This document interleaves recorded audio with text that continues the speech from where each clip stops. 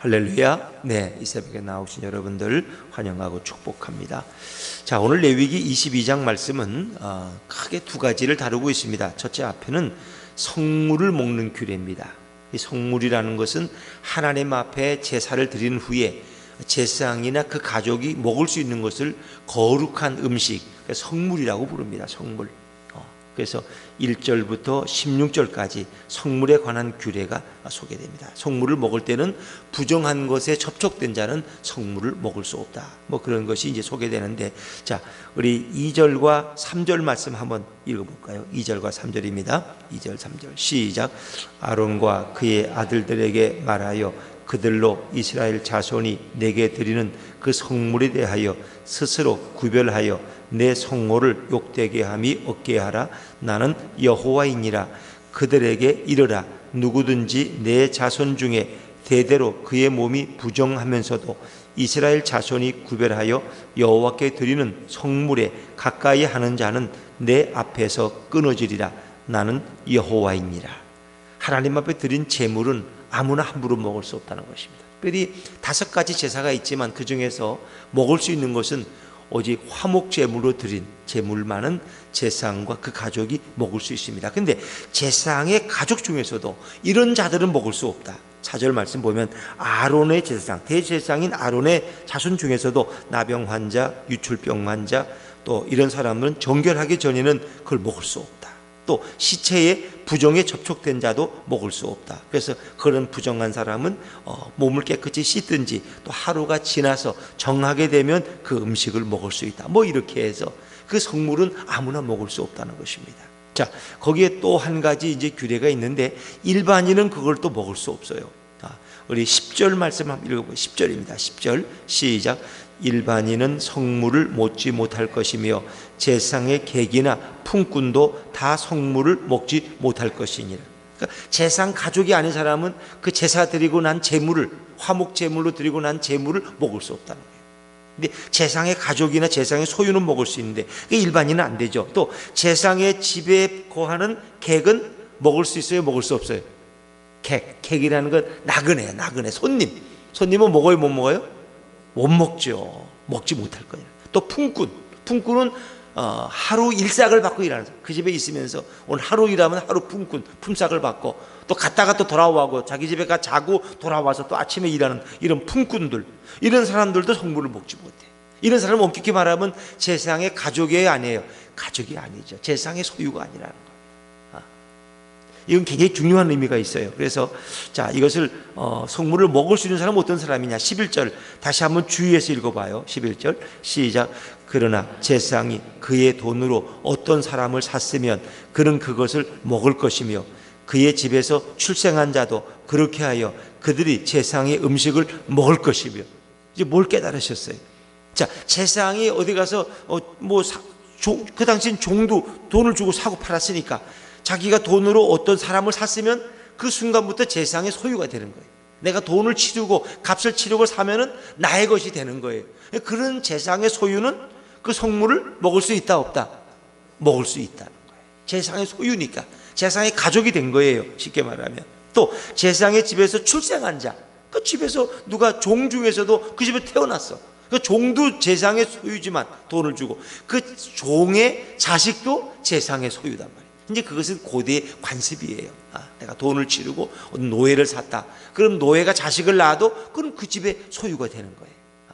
이런 의미. 그러니까 고대 사회니까 여러분이 무슨 제사장이 종이 있겠냐? 제사장의 집에서 일하는 이제 노예나 종이 하인이 있겠죠. 그런데 엄격히 말하면 그 집에 출생한 자는 성물을 가족이기 때문에 먹을 수 있지만 제사장의 소유가 되기 때문에 그렇지 못한 자는 먹을 수 없어요. 더 재미있는 것은 제사장이 딸이 있어요. 그 딸을 이제 시집 보냈어요. 그 시집 보낸 딸은 제사장의 성물을 먹을 수가 없어. 왜? 시집가면은 남의 소유가 돼. 남의 집 식구가 되니까 우리가 딸을 시집 보내면 너는 이제 우리 식구가 아니라 그 집에 귀신이 돼야 된다. 뭐 이런 것처럼 제사장의 딸을 시집 보내면 이제 제사장의 딸도 먹을 수 없는데 이제 그 딸이 성물을 먹을 수 있는 경우가 있어요. 자, 그것이 뭘 의미하는지 한번 생각해 보세요. 13절 말씀, 13절입니다. 시작. 만일 그가 과부가 되든지 이혼을 당하든지 자식이 없이 그의 친정에 돌아와서 젊었을 때와 같으면 그는 그의 아버지의 목에 음식을 먹을 것이나 일반인은 먹지 못할 것이니라. 그러니까 제사장의 딸이 시집을 갔다가 뭐 어떻게 돼서 남편이 먼저 죽었어요. 그래서 과부가 됐든지 아니면 어떤 일로 이혼을 당했어. 자식도 없이 그냥 옛날에 처녀 같은 몸으로 돌아왔어. 그러면 결국 그 여인은 누구를 의지해야 돼요?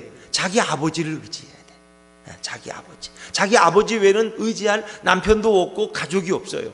왜? 이미 남편은 죽었고 아니면 이혼당했다는 거야. 그러면 그는 자기 아버지인 제사장만을 의지해야 돼. 그런 사람은 성물을 먹을 수 있다 없다? 너무 복잡해요? 어려워요? 그러니까 먹을 수 있는 거예요. 왜? 제사장 자기 아버지만 의지할, 다른 의지할 수 없어요. 왜? 그 당시 여인들은 남자가 없이는 생활하기가 참으로 어렵다는 거예요. 이미 출가했지만 남편은 이미 죽었든가 이혼을 당했기 때문에 자기 친정 아버지를 의지하는 거예요. 그 사람은 제사장의 성물을 먹을 수 있다. 자, 이제 그걸 뭘 의미하느냐? 뭐 이걸 먹고 안 먹고 우리하고 무슨 상관이 있습니까? 우리가 뭐 제사장도 아니고 제사장의 딸도 아닌데 또 이런 성물도 없는데, 이것은 바로 우리가 천국 잔치에 참여할 자를 가리키는 것입니다. 그러니까 천국이라는 것은 성경에 보니까 먹고 마시는 것으로 많이 이렇게 비교가 됐죠. 그래서 이사야 25장 6절에 보니까 만군의 여호와께서 이 산에서 만민을 위하여 기름진 것과 오래 저장하였던 포도주로 연회를 베푸시리니. 연회라는 건 잔치예요. 그러니까 천국은 잔치와 같다. 그렇죠? 그래서 어떤 임금이 자기 아들을 장기에 보내면서 사람들을 초청했더니 아무도 오지 않았어. 그래가지고 뭐 길거리 나가서 사람들을 데려다가 잔치집을 채우는 것처럼, 이 잔치집이라는 건 먹고 마시는 거예요. 먹고 마시는 거. 그게 천국을 상징할 때, 그저 우리가 제일 먹고 마실 때가 제일 행복하잖아요. 그렇죠? 서로 먹는 데서 정이 난다고. 그래서 뭐 교회에서도 이렇게 같이 김밥을 먹든 뭐 점심을 먹든 커피를 마시든 이렇게 먹는 데서 사랑이 솟는다, 그런 말 많이 하잖아요. 근데 천국이라는 것은 서로 먹고 마시는 거예요. 성찬이라는 것도 어찌 보면 천국의 한 그림자예요. 우리가 이 땅에서 주님의 몸과 주님의 피를 함께 먹고 마시는, 천국에서 우리가 경험할 것을 미리 경험하는 그런 음식이라고 할 수 있죠.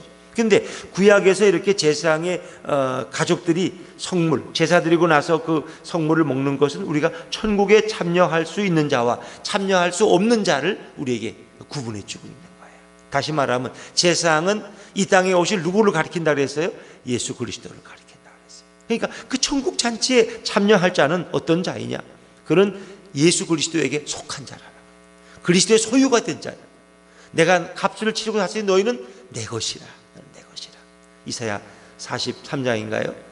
너는 내 것이라. 너는 내 것이라. 그런 말씀이 있죠.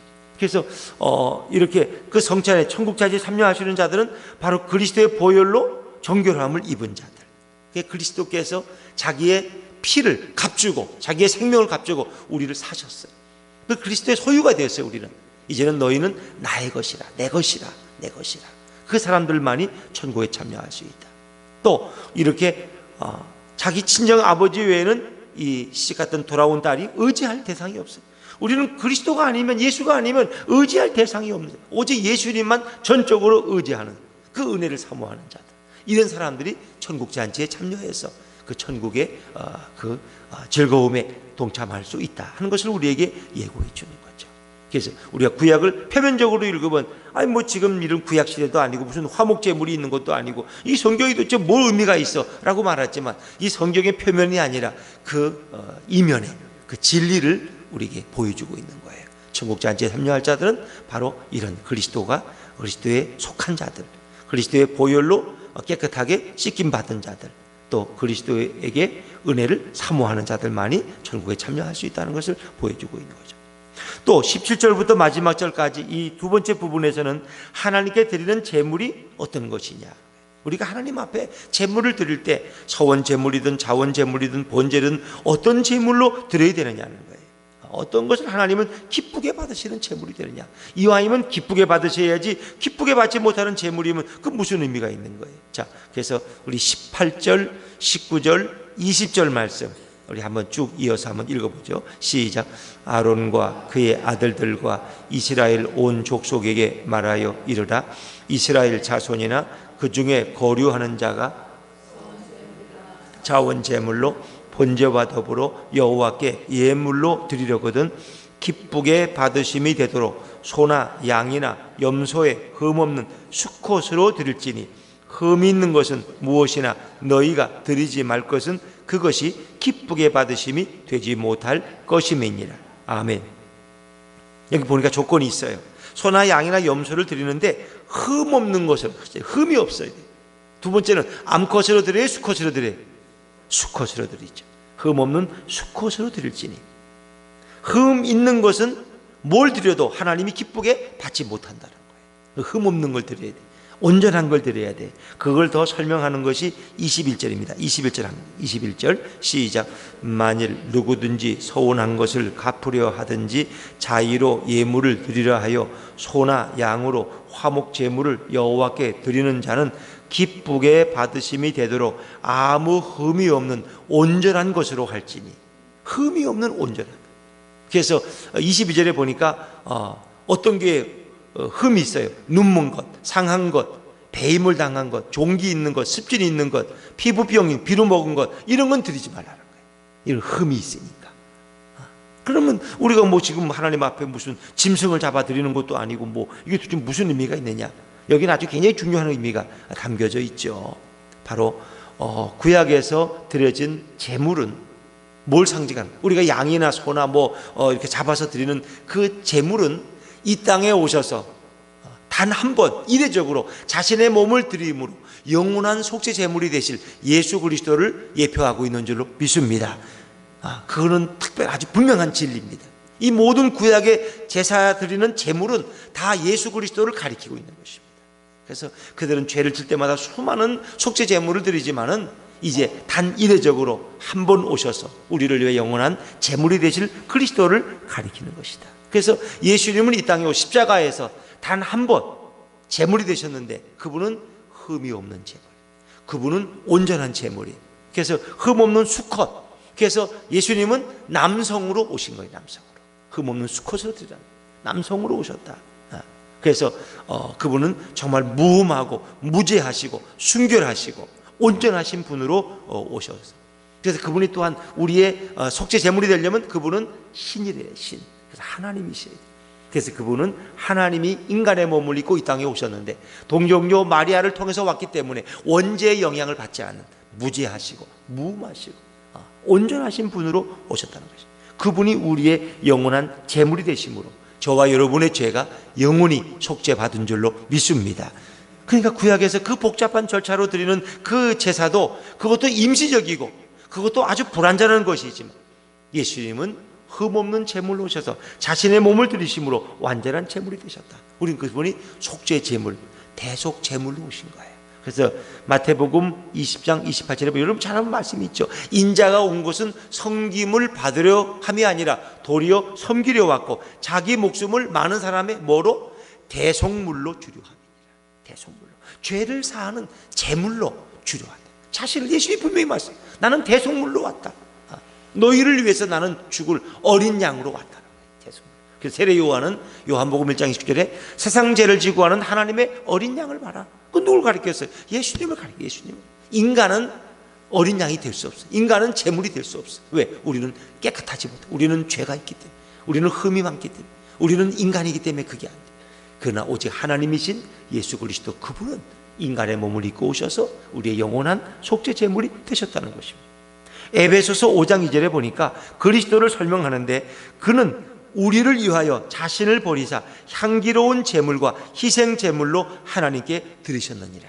예수님은 자신의 몸을 향기로운 제물로 희생 제물로 우리를 위해서 하나님 앞에 자신을 제물로 드렸다는 것입니다. 이건 에베소서 5장 2절에 여러분이 돌아가서 한번 찾아보세요. 예수님은 제물로 오셨는데 그분은 바로 흠없는 제물로 오셨다는 겁니다. 그래서 구약의 이 모든 말씀들은 이 땅에 오실 우리의 영원한 제물 대신, 희생의 제물 대신 예수 그리스도를 가리키고 있는 것입니다. 우린 그 은혜가 얼마나 감사합니다. 우리가 죽어야 될 자리에 그분이 대신 죽으시고, 그렇지 않으면 우리가 지금도 구약처럼 수많은 양이나 소나 염소를 가지고 와서 또 가난한 사람은 비둘기를 가지고 와서 그 성막들에서 그것을 잡아서 그 연기를 태우면서 드리는 그런 제사를 우리는 지금도 계속해야 하지 않으면 우리는 하나님의 진노로 죽을 수밖에 없는 자들이지만 예수님이 이 땅에 오셔서 우리를 위해서 제물이 되심으로 우리가 이렇게 하나님의 자녀가 되고 거룩한 자로 천국 잔치에 참여할 수 있는 것이 얼마나 감사한 일인가. 우리는 그래서 그리스도의 은혜를 생각할 때마다 늘 감사하고 늘 기뻐하고 늘 예수님만을 높이고 그분만을 찬양하게 되는 것입니다. 오늘도 우리에게 이 은혜와 이 감격을 주신 우리 예수님을 생각하면서 주님과 함께 살아가는 이 하루가 되시기를 주의 이름으로 축원합니다. 기도하겠습니다.